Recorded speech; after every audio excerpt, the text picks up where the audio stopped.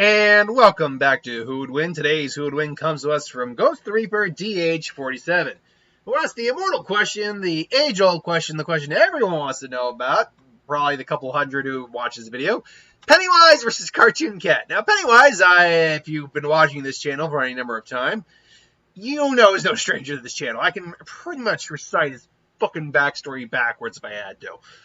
But yeah, so Pennywise, long story short, in the Stephen King universe, there is the normal human universe, and then there is the macroverse that exists beyond that. This is where Pennywise hails from. Pennywise is kind of described as like an eldritch being, or at least the Stephen King universe equivalent of an eldritch being. Pennywise's true form is not something we're really capable of comprehending. Pennywise does have a true form. It's described in two different ways. One, it's described, the closest we know of, is this hairy mass of teeth and hair and claws, because essentially he is the opposite to Matura, which is a giver of life, a creator, whereas Pennywise is a consumer and just taker. But the other form it's alleged true form is the deadlights it creates. Then we'll talk about the deadlights in a little bit. Those are allegedly its two forms. What Pennywise is known for as is actually being known as a glimmer. That is actually something that is canon, and that's the idea of what Pennywise apparently is. There are people or beings in the Stephen King lore, the Dark Tower lore and all that, who do supersede Pennywise in terms of power. Pennywise is not the top dog in terms of power in its own universe. That said, it is still pretty high on the totem pole. Pennywise, though, somehow made it to Earth, not near the dawn of humanity, but earlier in our existence. When Pennywise actually showed up is still not 100% known, but Pennywise has been around for a good couple hundred years minimum. And it's every, I believe, 23 years or 27. I want to say it's 27 years is when Pennywise wakes up. If I'm not mistaken, because I always get it and the Creeper mixed up from Jeepers Creepers, because I believe it's for every 23 years for 23 days it gets defeated. That is the Creeper shtick. I believe Pennywise is 27 years, but I might be off or by a bit on that. Either way, and for a certain amount of time, Pennywise gets to feed, and Pennywise prefers to feed on children because they're easier to scare, and its fear is like salting the meat. But that's not to say Pennywise won't eat adults. It's just Pennywise prefers kids.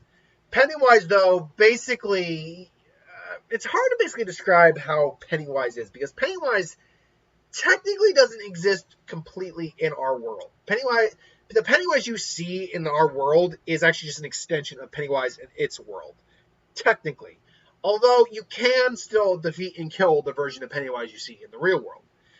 Pennywise prefers to take on the form of Pennywise the Dancing Clown. That's obviously because clowns can be both charming and scary. Unfortunately, in the remade movies, Pennywise just decided to go for scary like a dumbass. But whatever. So Pennywise is extremely powerful because Pennywise has, and you're going to hear me say Pennywise a lot, because Pennywise has no real limit of powers. In terms of what Pennywise can do, the answer is yes. In terms of the extent of those abilities, though, that is a different matter. So Pennywise has enhanced physicality, the ability to shapeshift, the ability to read minds, the ability to project your fear, create illusions, warp reality, teleport. Pennywise can pretty much do whatever Pennywise wants to do. However, all of this is tempered by Pennywise's real big weakness. Pennywise feeds off fear. It's strengthened by your fear. If you are to lose fear or overcome your fear of him and actually stand up and, show that not only do you have no fear of it, that you can even turn around, tables around mentally on him and show that he is the weak one, the little one. It's easier to do this in a group, like the Losers Club did, because it's a group of people basically showing that we're not afraid of you anymore, all that kind of stuff. You're the clown, a clown. That's right. Beat the bully by bullying the bully. I do get. I know it was one of the scenarios where you had to do that. It's a little bit of a warped message, admittedly. But also, other things can hurt Pennywise too. Pennywise is not immune to, actually being hurt. as we see in the Stephen King miniseries, silver earrings, the idea, or silver, the idea that silver purifies and hurts monsters, because they believe that would happen. It has that effect on Pennywise. Turning the inhaler into battery acid because you believe it's battery acid. There you go. Shooting Pennywise in the head of the movie, even though not cattle prod, basically the air gun, I believe it is, yeah. The air gun they used to kill cattle in like slaughterhouses, sheep in slaughterhouses. It was empty, but because he believed it, he shot Pennywise in the head and still hurt Pennywise. Putting the fence rod through his head, that hurt. This thing can kill monsters. It can if you believe it can. Yeah, there you go, and that hurt Pennywise. Pennywise's real weakness is psychological warfare more than anything else. Now, obviously, if he meets someone who's legitimately just has stronger abilities than them, sure. But it's really psychological warfare when you're going up against Pennywise. If you're someone who can overcome fear, or if you're someone who's just not afraid of him, his powers already are going to be weakened against someone like you. But if you continually show this courage, if you continually show you're not afraid, if you continually show that he comes off as weak, then you're now just straight up taking his power away. He's weakening as you fight him. Now, there is the one issue of the Deadlights we need to address. The Deadlights, as I said, are technically depicted as possibly being the real form of Pennywise. Now, there are other things going on as well. The idea that he's on a hairy mass of creatures, whatever. In the book, he takes the form of a giant spider because it's as close as our minds can comprehend to what his actual form is. But the Deadlights are the thing that is kind of tricky to deal with in a lot of these fights. Now, with Cartoon Cat, I'm going to tell you right now, the Deadlights probably don't do a damn thing. But against normal people, they are basically kind of like a part of his true essence. And because we can't comprehend it, it's like eldritch horror. Our minds cannot process this, so we either go completely mad, die, float in the first movie, or a combination of the group or the combination of the three. So, yeah, Pennywise is an extremely dangerous foe, but he's nowhere near unbeatable, as we've seen. The Cartoon Cat is an urban legend created by Canadian horror artist Trevor Henderson. He is a giant feline creature who resembles a 1930s era cartoon cat, hence the name. The predecessor image of the Cartoon Cat was posted online by Trevor Henderson on August 4th, 2018 in the photograph. A large creature resembling a black and white rubber hose cartoon creature sits in an abandoned building, leering at the camera from around the doorframe. The creature is similar to Cartoon Cat, jet black, huge eyes, crooked teeth, stretchy limbs ending in white gloved hands. But its head is more dog-like or mouse-like in shape. The image was captioned, they're just like your favorite cartoon, suggesting that this is just one of many monsters similar to Cartoon Cat, or perhaps one of Cartoon Cat's alternate forms. Later on August 10th, a second photograph was released in the caption, they found in the dirt mall. What they found in the dirt mall. The photograph was an abandoned shopping mall with a full-body view of Cartoon Cat walking towards the camera with a malicious, wide-eyed grin. This is the first image of Cartoon Cat in his more recognizable form, with a round head, pointed ears, though he has no visible tail nor feet or any kind, with his legs ending in blunt points. 5 days later, August 15th, a third picture was posted of the Cartoon Cat captioned, all the classics are coming back, featuring Cartoon Cat standing in the middle of a crossroad at night. The photo appeared to be taken from inside a car, with the headlights being the only source of light shining on Cartoon Cat, the only illuminating his arms and legs due to Cartoon Cat's height.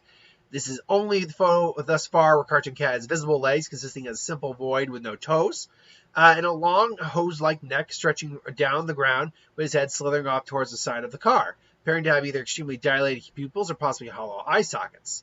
I will not go into the rest of this backstory because it just goes on too long. But Trevor has revealed that Cartoon Cat and any other cartoon monsters take the exaggerated form of almost any animal, since dogs, mice, and cats are generally the animals that come from the mind when cartoons come to mind. These are the forms they are most likely latch onto in these forms. If the majority of the population focuses on the specific character for a Cartoon Cat can possibly take that form. Based on this, we can assume the Cartoon Cat's current form was taken after some old show in 1939 that was later abandoned, possibly like a Felix the Cat kind of thing. On a drunk AMA, Trevor did on his Twitter revealed the cartoon cat loves to commit vicious violence. While Trevor hasn't revealed much on what exactly he does, it's very likely he's trying to imply the cartoon cat is an amoral and misunderstood villain, and that he is instead keeping cartoon cat's true crimes hidden to the further the enigmatic nature of the mythos. To perhaps imply the cartoon cat is simply too horrible for words. An interesting thing to know is that Trevor has called the man with the upside-down face the patron saint of tragedies. When he asked if cartoon cat was a patron saint, he implied that he was too evil to be a patron saint. In terms of what this character is capable of doing, well, you know how my answer with Pennywise was yes. Well, shape-shifting and hyperelasticity from the rubber hose animation things. Elasticity, shape-shifting, cartoon mimicry, one symphokinesis, which I think, hold on one second here, which I think, search this wiki, I think is like music manipulation. Symphokinesis, hold on. Okay, I didn't find anything there, but I will Google that in just a second. Which I believe, because that's like symphony, I think that's like music manipulation. Immortality, supernatural endurance, strength, stamina, reflexes, sharp claws and teeth, indomitable will. Oh God, what's this one? Orano chronokinesis, which would be some sort of time manipulation. No idea what apocalypse for ability and skill stand for. Oh, apocalypse inducement? Is that what they mean? Well, that's frightening. And extreme regeneration. Okay, so 1 second. Symphokinesis. I believe it's going to be something like manipulating symphonies. Symphokinesis. Music manipulation. That's exactly what it is. Okay. So, Pennywise is as powerful as it is.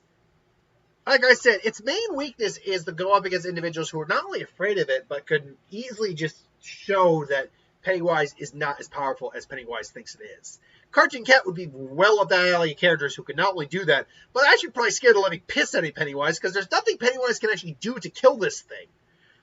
Pennywise, for all of its power, is not someone who could take on like immortal, ageless, powerful monsters that actually have like reality warping powers on their own.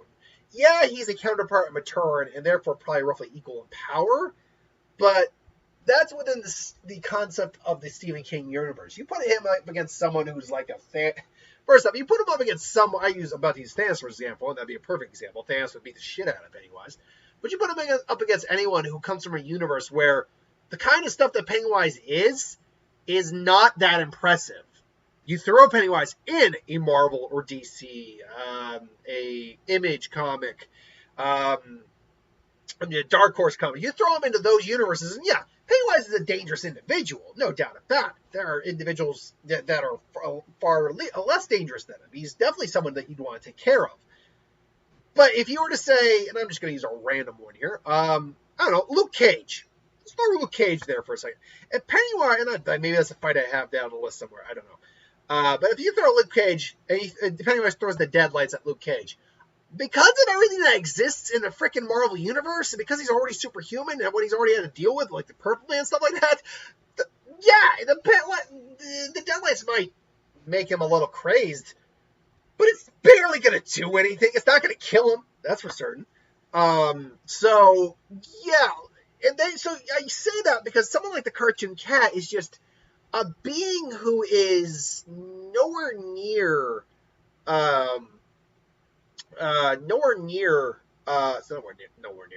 who is not someone that Pennywise would regularly go up against. Because he essentially has all of Pennywise's abilities, nearly. Save for, I think, some reality warping. Like, that's about it. But he makes up for that by actually being legitimately immortal. Having a rubber hose and elasticity, body type, shape shifting, cartoon mimicry. The cartoon mimicry is one that's pretty much like Toon Force. So, yeah, this thing is not someone Pennywise would want to go up against. Because what's going to happen is Pennywise is going to try to scare this thing. It's just going to have the creepy smile. It's going to do some tricks, attack Pennywise. Pennywise will get away. Pennywise maybe tries to hit it, smash it, crush it, turn into a giant spider from whatever it has to do. And the damn thing just keeps bouncing back. And Pennywise is just not going to be able to do anything. Maybe Pennywise will try to read its mind and find that was a mistake and be like, and start freaking out about what it's seeing in its head. Overall, like Pennywise, this is all kind of a mismatch, if I'm going to be honest. Pennywise would struggle hard against this thing. That's not to say Pennywise would lose 100 times out of 100. There might be scenarios where Pennywise might be able to extrapolate whatever it is Cartoon Cat might be afraid of. But the question is, what is it that it's afraid of? Because, I mean, it's committed a lot of crimes, it has hobbies, it has goals, but it doesn't list anything that it's afraid of. So that becomes the end-all, be-all question. If Pennywise could find something that Cartoon Cat is afraid of and use that against Cartoon Cat, well, would that ultimately do anything? Would that ultimately be a way for Pennywise to win? In theory, yes. But that's just it. In theory. Even if he were to exploit it, Cartoon Cat seems so kind of out of left field in a lot of ways that I think Pennywise would unfortunately realize that it's kind of screwed. But for the sake of, the Pennywise fans out there, I'll say that in theory, if you were to truly and effectively use whatever fears Cartoon Cat may or may not have against it, then maybe a 5% chance. But that's a 5% chance. I think the majority of this fight is going to Cartoon Cat just because it is something that Pennywise does not go up against normally. And because of that, it would not be prepared to handle Cartoon Cat. But that is just my opinion. What do you think of the comments below? Cartoon Cat or Pennywise? Thanks for watching, though. Hope you enjoyed. Like, comment, share, subscribe. My Thor review will be up later today. Until then, see you later, and have